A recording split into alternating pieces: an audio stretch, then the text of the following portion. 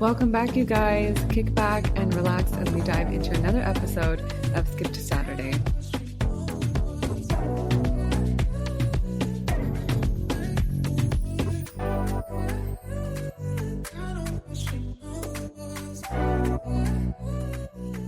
So Valentine's Day is around the corner, and I wanted to talk a little bit about love.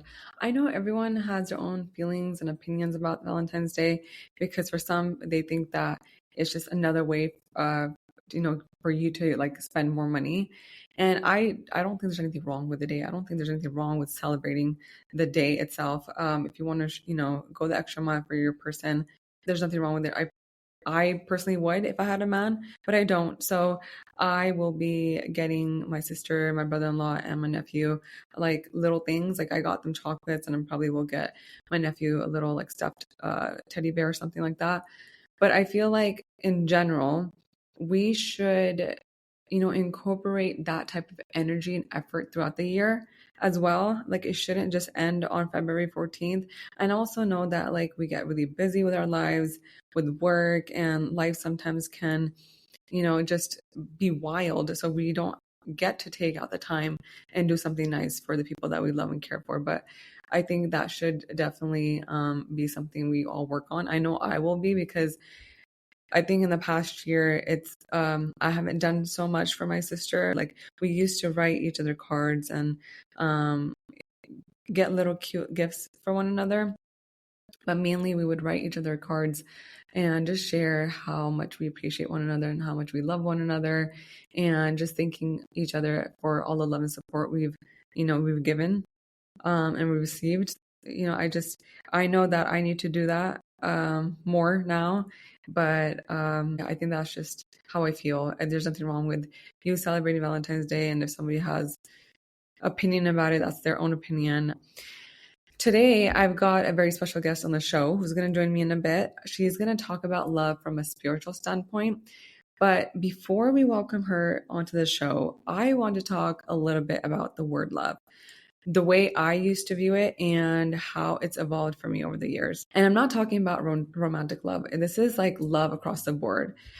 What I've realized over the course of my life is that everyone has their own definition of love, because this is dependent on their experiences, and everyone's definition is going to change over time, as it should, because for me, that's a sign that you're growing and evolving. So when I was younger, I used to associate love with appearance. I know it's crazy, but that's just how my mind was wired. For me, that translated into you had to be skinny, which I was, and you had to be light-skinned, which I was not. So I remember at the age of 12, I started to lighten my skin with skin lightening products. Like I would use Fair and Lovely. I think a lot of the Desi community would understand or know of that product.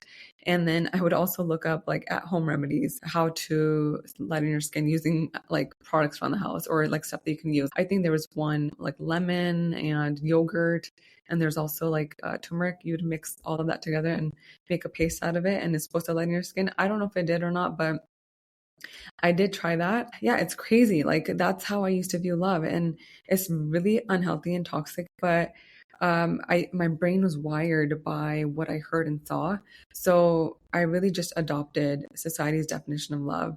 And I was also under the impression that I would be deserving of love if I kept the peace in all the relationships that I had. Whether it was like my family, friends, my relationship with my sister.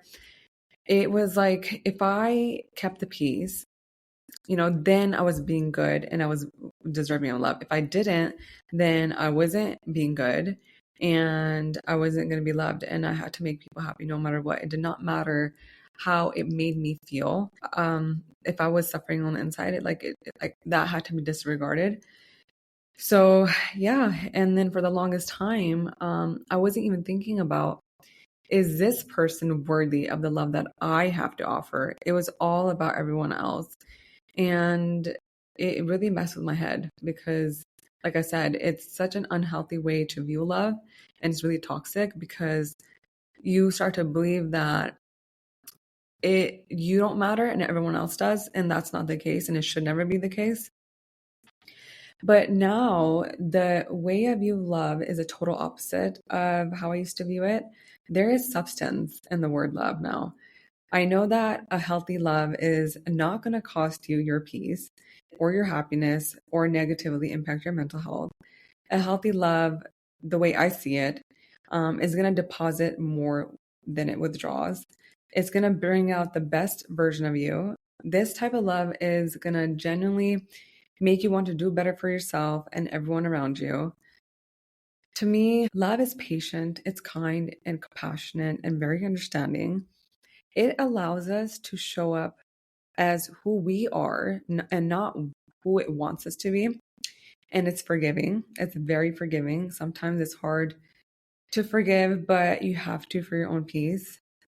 And I believe that we're all deserving of healthy love because it really plays a huge role in the way we show up for ourselves, how we live our life, and it ultimately shapes our experiences in life. And it also has these subtle effects on us that we're most likely not aware of. For example, they've done studies on how love impacts the immune system, and they've found that by sleeping next to the person that you love, that can help regulate your sleep patterns, leading to a deeper and more restorative sleep. And it can also reduce your stress and anxiety. So that's pretty crazy because it's not something that you will physically see, but you'll feel on the inside. You all probably have heard this before, but I am just going to say it to remind you. We should all love ourselves for who we are. And I think it's so important because that's such a good way to start with practicing self-love and emitting healthy love into the world. So if we begin with loving ourselves wholeheartedly, it can really change the way how others treat us and what you're willing to put up with in every relationship that you're in. So I think like the best way to start with, healthy love is by practicing it with yourself and then expanding on that. What love is not, it's not attachment. It's not convenient. It's not anxiety ridden or filled with tension. You don't have to force it or beg for it. It's not pretending to be someone you're not so you can be accepted. It's not keeping count of what I did for you and what you did for me.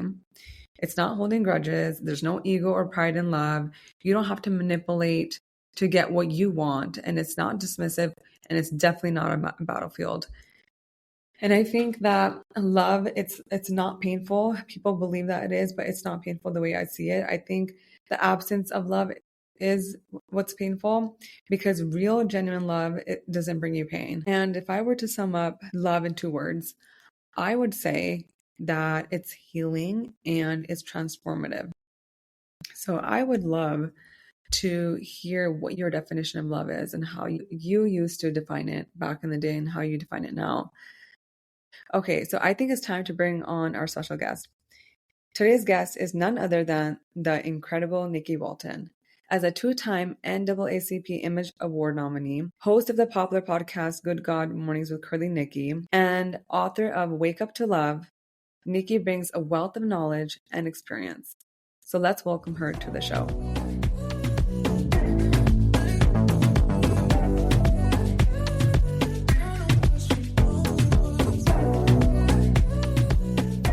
Welcome, Nikki, to Skip to Saturday. It's so nice to have you. I'm excited to be here. Thank you so much. I've been thinking about love lately, and I know you embody love so well. I've seen it from your Instagram post, your book, your podcast.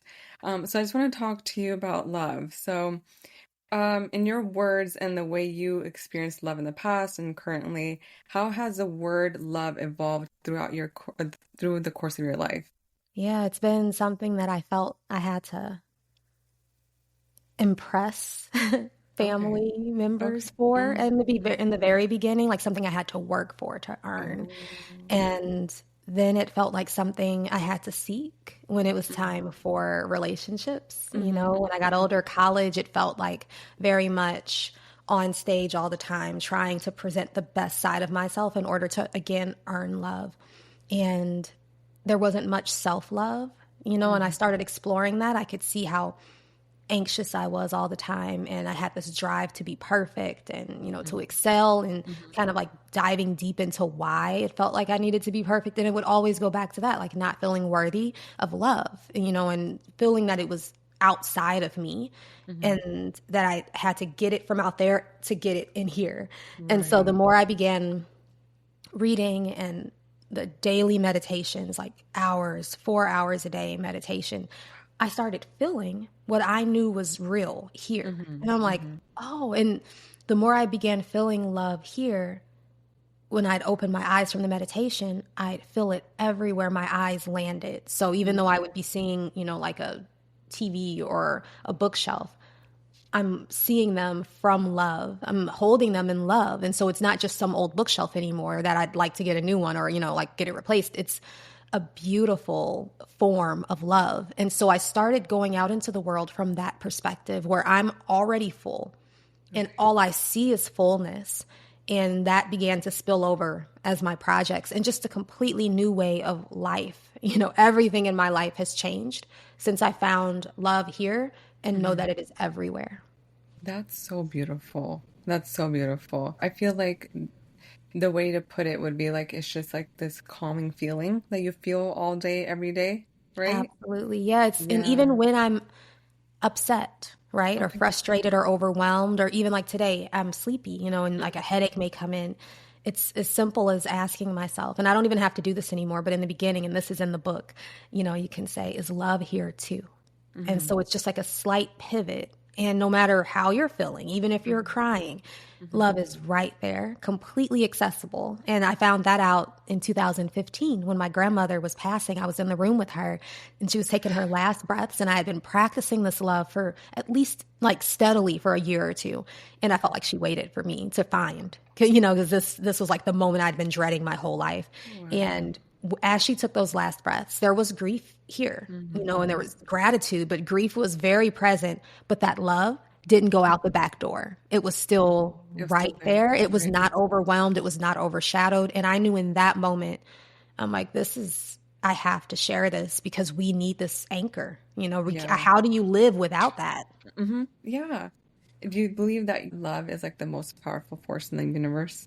Absolutely. Yeah. I forget. I think it may be Sri Sri Ravi Shankar. It says like it holds everything together. And I say it is everything. It is everything. I think it might be Daniel Pinchek that says everything looks like stuff, you know, but it's really love, you know? Yeah. That's amazing. So what drove you to write your book, Wake Up to Love?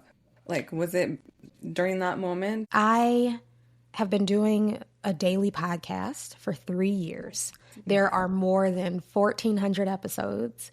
Okay. And so when new people come, they're like, wow, I don't even know where to start. And it can be very overwhelming. And I believe that all of them are good because none of them are me. You know, it's like I wait until the words come from deep, from the love speaks. Right. And so it's really hard to say, oh, we'll start with episode, you know, season 3, number 300, you know, like it's really overwhelming. So the book feels like something people can hold in their hands. It's got like the best 52 episodes that are rewritten. Well, I can't even say rewritten because I just speak. You know, there's just the speaking, but then I, you know, transcribed them and rewrote like the practices to make sure they're very clear.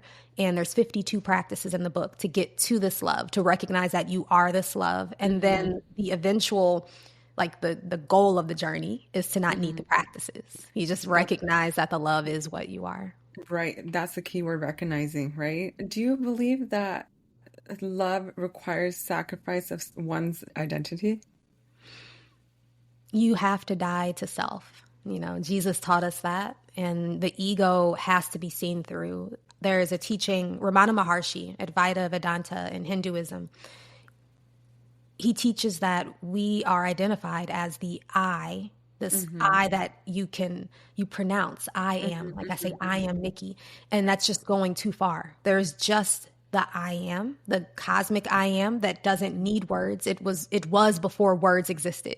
And so there's Right. like this constant turning back and awareness of there's like a thought in the beginning, I am not this body, but even that is too much because you aren't this body, you are this body. Those words, none of it matters. You just be before the words and you be that I, not this one that you think you are. So it's like that expansive I, for some reason, the way we have things set up, thinks it's right here, looking out of these Right. eyes, talking Right. to you Right. and you're other, but Yes. you're not other and I'm not other. There's Yes. only one, there's only Mm-hmm. love here. Mm-hmm. And Mm-hmm. it's a beautiful dawning that happens, but it has to keep happening over Yeah. and over and over. It dawned here in 2013 and it taps you on the shoulder. You get lost back in the world, back in the ego. And then Yeah. maybe if you're blessed enough, a day later, you're like, you laugh at yourself. Yeah. And then you're Yeah. back for a little while and then you fall asleep again. And then you're awake again and then you fall asleep. So you stay more and more up. You're awake Up. more. Yeah. Right. So how do you practice self-love? I had to go beyond self-love too, Okay. because again, even this, right, is Mm-hmm. impermanent and there's always going to be something wrong with it. It's always achieving, grasping, reaching, Right. trying Yes. to acquire and become. And when I stopped trying to do like the basic steps that we learn in self-help books about like how to love yourself and, Yeah. like practice self-care, do all those things. But at the Yeah. same time, you have to be constantly recognizing only love is here, not Okay. me. Not Okay. not this. Okay. And the more you feel this love, Mm-hmm. FEEL, the more you feel it, Mm-hmm. the more you recognize that there's not two. In the beginning, it's like Nikki is feeling love. Okay. But the more you practice, the more you see there's no Nikki. There's not one presence feeling another. There's only love. And it's just a thought that says, oh, I'm here feeling it. Yeah. Just like there's a thought that says, oh, I'm hearing that bus, but you Mm-hmm. heard the bus, even Yeah. like not even labeling in that you heard that before the mind came in and said, I am hearing a bus outside. There's something that's already here before we can try to figure it out, like how to share about it. Right. And so I feel love. I am love. And then when I look in the mirror, I know that's not me. I know that the reflection isn't me and I can feel love where I see the reflection. And for me, that's self-love because there's capital S beyond this self. There's the Yes. big self Yes. that doesn't have a reflection. It doesn't have a face. It can't get wrinkles. It doesn't get gray hair. It's eternal. And being that, identified with that, that's real love. That's powerful. That's so powerful. I want to read a little excerpt from your book. Awesome. It's called Wake Up to Love. I will drop the link in my stories so you guys can check it out as well as a podcast. So you said, this is on page 2. No, not page 2. My bad. No, it's a screenshot. Sorry, you guys. It's a screenshot. Okay, so each morning you'll come here and find love waiting for you with a fresh message to help you remember who you are, to love its creation into being through you. Are you ready? Everything brought you to this moment, for you to hear this message, for you to receive this certainty, before you go back out into the appearance, the field of uncertainty, for you to feel this confidence, to be this confidence, even while you appear to be unsure, even while even while in the storyline, you're doubting, you're stumbling, you're falling. In your heart, simultaneously, there's a knowing that you're carried, that all you have to do is relax and allow, let go and receive. Stand up and know you're not alone. Know that you have me by your side, in front of you, in back of you, within your heart. That's my home. I'm always within, and I am all you need. I am this felt love the way you know you're alive. I love you. It felt so beautiful coming from you. It was like hearing it for the first time. So powerful. Thank you. Thank you so much, Nikki, for coming on on my you. podcast, for taking out the time and sitting down with me talking about love. Thank you so much. Thank you for your service. Thank you for always being there. Like over the years, messaging with you, it's been beautiful. It's like we've developed this friendship. We haven't met, but I know I Yeah, love you deeply, and I know that if you were yeah, here, I'd give you the biggest hug. I'm of hugging course. you I now. want to give you the biggest hug as well. Thank you so much. Thank you.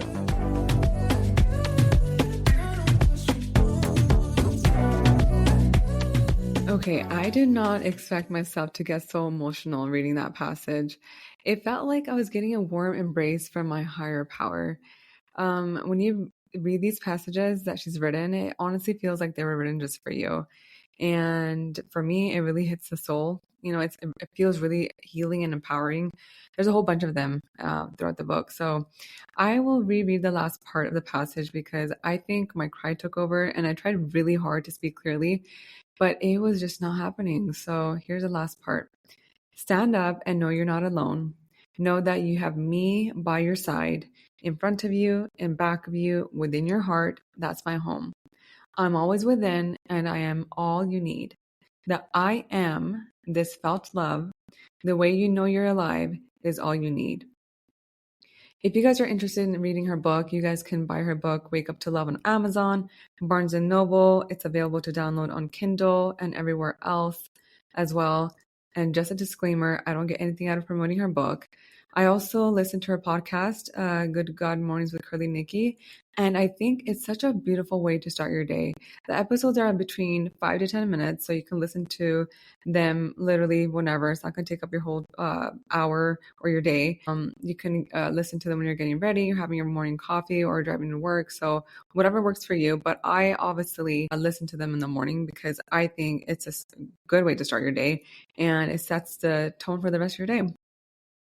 Before I wrap it up, I did a little research on how people define the word love, and these were their responses. I will share my top 5 and the rest on Instagram. So, number 1, it's comfort, companionship, acceptance, and calm and quiet.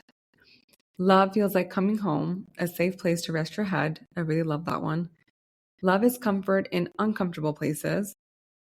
Love is beginning to heal from past traumas and learning that being hurt is not a required part of the relationship package. And the last one, love is having total acceptance and the ability to trust and openly communicate without the fear of judgment or rejection. That shouldn't just apply to romantic love, but also to love among family and friends. The one thing I want to leave you guys with is that I hope that you guys know that you're worthy of a healthy, genuine, and a safe type of love, whether it's in your friendships or relationships. You do deserve to have that. I would love to hear from you guys as well. What does love look and feel like to you? So you could drop it in the comments. You could send me a DM, whatever you're comfortable with. And that's it for today. Thank you guys so much for listening to Skip to Saturday. Whoever you are, wherever you are, I hope you have a great day ahead of you, and I'll see you next week.